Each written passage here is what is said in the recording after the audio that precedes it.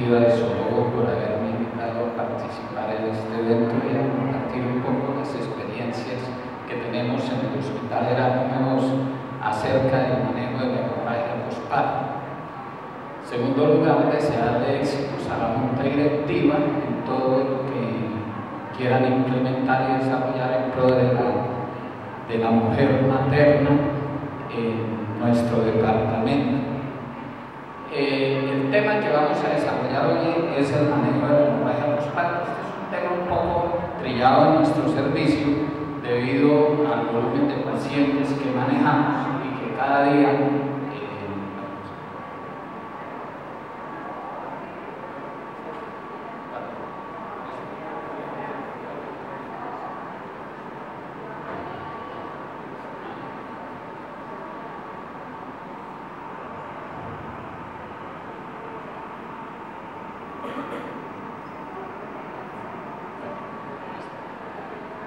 Cuando se va a hablar de hemorragia postparto, la mayoría de la gente dice, ay, vamos a hablar de aplicar oxitocina, listo.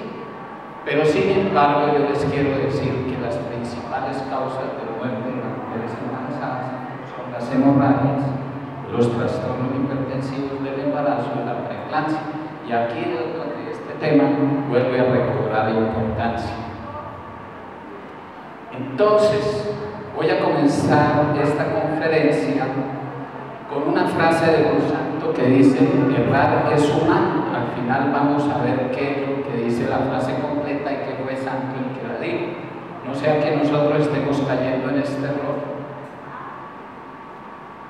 Entonces, para hablar de una hemorragia postparto, una institución seria debe tener una junta de código rojo. ¿Quiénes deben ir a esa junta?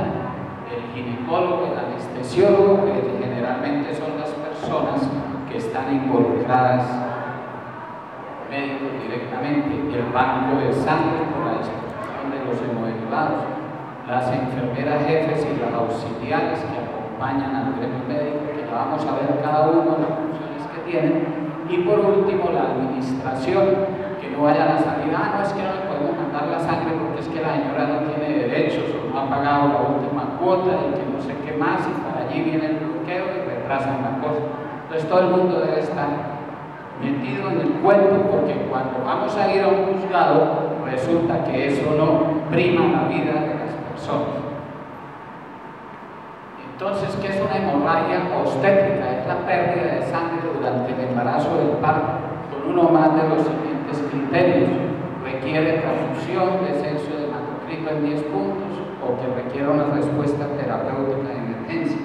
Para lo que les gustan los datos, posparto es 500 mililitros, por cesárea 1000 mililitros. Sin embargo, yo les quiero decir que hay un problema, somos pésimos todos para cuantificar la pérdida sanguínea de una paciente que acaba de parir, palabra castiza, ¿sí? El que más le pega en todos los estudios es el anestesiólogo, el que dice más o menos cuánto es que ha perdido la señora. Entonces resulta que la Organización Mundial de la Salud, preocupada por la situación, vio que los hindúes en un momento dado estaban con ese trapillo que utilizan en la cabeza, 2 trapos de esos empapados equivalen a una hemorragia postparto. En nuestro medio, pues una riñonera de esas en acero inoxidable que se llene, que es 500 mililitros. Por eso es que cuando la enfermera nos dice, doctor, venga que la señora creo que está sangrando un poquito, al separarle las rodillas y mirar un poco en medio de las piernas, pues vemos si los coágulos que hay allí llenan una riñonera, pues entonces esa paciente está perdiendo más de 500 mililitros de sangre. Tenemos una hemorragia postparto, nos debemos poner las pilas. O sea, estos son datos así claros y conceptos que debemos tener presentes. Entonces, hay que tener en cuenta que es la primera causa mundial de mortalidad materna, que 140.000 mujeres mueren por hemorragia postparto al año, que el 30% de todas las muertes son relacionadas con el embarazo, son hemorragias postparto, y que complica el 4 al 6% de todos los partos. Entonces uno no sabe en qué momento se va a presentar, la siguiente por favor, se va a presentar la hemorragia. Una mujer muere cada 4 minutos por hemorragia posparto, el atletismo placentario incrementa la hemorragia posparto debido a la mayor incidencia de cesáreas y los errores médicos, hasta incluso en los países donde hay dinero, se dan. Así tenemos que en Estados Unidos el 10% de los pacientes hospitalizados hay errores médicos. Entonces, para hablar un poco de nuestro medio, en Antioquia los paisas siempre nos llevan adelante en muchas cosas. Dijeron, bueno, pero si yo tengo el 98% de mis partos atendidos por personal capacitado en primer nivel, ¿por qué me siguen haciendo las pacientes hemorragias postparto? Pregunta, ¿será que la sabemos manejar? La siguiente, por favor. Y entonces ellos encontraron que hubo un retardo en el diagnóstico de la hemorragia postparto. No hubo un manejo activo de los alumbramientos en un 84%, no administraron oxitocina en un 50%, esperaron a que la paciente verdaderamente estuviera anémica para emplear una terapia transfusional con hemoglobina menor de 5.5% y el retardo de 3 horas de inicio de transfusión en un 50%. ¿Sabe si se le atravesó por allá alguien diciendo que le faltaba un papel para mandarle la sangre a la señora? Y cristaloides infundidos en una hora, 1500 cc, solamente el 50%. Entonces, esto que lo vemos pegados en todas las salas de parto, que nos va a hablar el doctor Reinaldo Canchica, de Código Rojo, la Organización Mundial de la Salud habla de la hora de oro, porque dependiendo de lo pilas que estemos nosotros, pues es la sobrevida de la paciente. Si usted detecta la hemorragia en los 10 minutos, pues la sobrevida es del 80%. Si la detecta en los 30 minutos, la sobrevida es del 25%. Y si se va a dar cuenta que la paciente estaba sangrando 60 minutos después, pues hay una hemorragia con una sobrevida de un 10%. Entonces, ¿qué más fallas se han observado? Diagnóstico y tratamiento tardío, problema en el transporte, falta de auxilio de banco y de banco de sangre, falla de comunicación del equipo de trabajo, falta de guía de manejo multidisciplinario. Esto es tan viejo que nosotros estamos ahorita acabando de resolver un problema de hace 16 años en el hospital éramos mejor de una paciente que murió por hemorragia postparto. Entonces no crean que eso es de ahora y de aquí, no, nada, en ese entonces ni siquiera existía el misoprostol, ni que hablar de código rojo, ni nada de eso, pero sí teníamos más o menos las bases. La que sigue, por favor. Entonces, mire que la hemorragia la subestimamos en un 80-95% y que el anestesiólogo debe ser bueno para más o menos calcular, pero a mayor sangrado, menos capacidad tenemos nosotros de estimar cuánta es esa pérdida sanguínea, y subestimar el sangrado retrasa la toma de la decisión de hacer una cirugía, una histerectomía. Entonces, ¿cuáles son las causas obstétricas de ingreso a UCI? Preeclampsia, 29%, y la hemorragia en un 18%. Ahí podemos ver que está en la segunda causa, la que sigue. Para los que les gustan las clasificaciones hemodinámicas del shock hipovolémico, pues ahí están. La que sigue, ahí tenemos otra. Estado ligúrica, que está pálida, con palidez mucocutánea, sudorosa, ansiosa. Pues nosotros sabemos que esa paciente se nos está yendo un shock hipovolémico y debemos poner las pilas, porque para coger que leve, moderado, severa, pues ahí están todos los criterios, la toma de la presión, hipotensa, la taquicardia, la inquietud, la oliguria, la confusión, la letargia, en fin. Y entonces eso guarda en relación con el volumen de pérdida sanguínea. ¿Sí?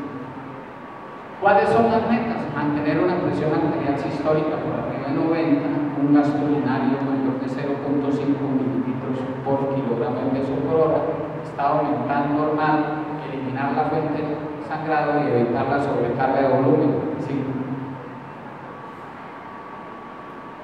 ¿Sí? Entonces, ¿cuáles son las causas? Las tempranas son las 4T, el tono, el tejido, el trauma y la trombina. Ya sabemos que la atonía uterina está relacionada con el tono con un 70%, el tejido, retención de restos placentarios en un 20%, el trauma o laceración en un 8% y la trombina con la CD en un 2%. Las tardías tenemos la infección, la retención de restos placentarios, la circulación uterina y las coagulopatías, pero aquí vamos a hacer énfasis en la hemorragia posparto temprana, nos ocurre después de haber atendido el parto, y en énfasis en agonía uterina, que es el 70%. Pues lo primero que debemos investigar si esa paciente tiene factores de riesgo. ¿Y cuáles son esos factores de riesgo? La sobreextensión uterina, que están en gemelares, macrosómico, el polidrama, el trabajo de parto prolongado, la infección pulmonónica y el uso de trofolíticos. Que clínicamente es una paciente que nos llaman de mujer sangrado, el útero está bobo, blando, reblandecido por arriba de la cicatriz uterina, y al hacer la expresión sobre el fondo uterino vemos que la paciente elimina coágulos.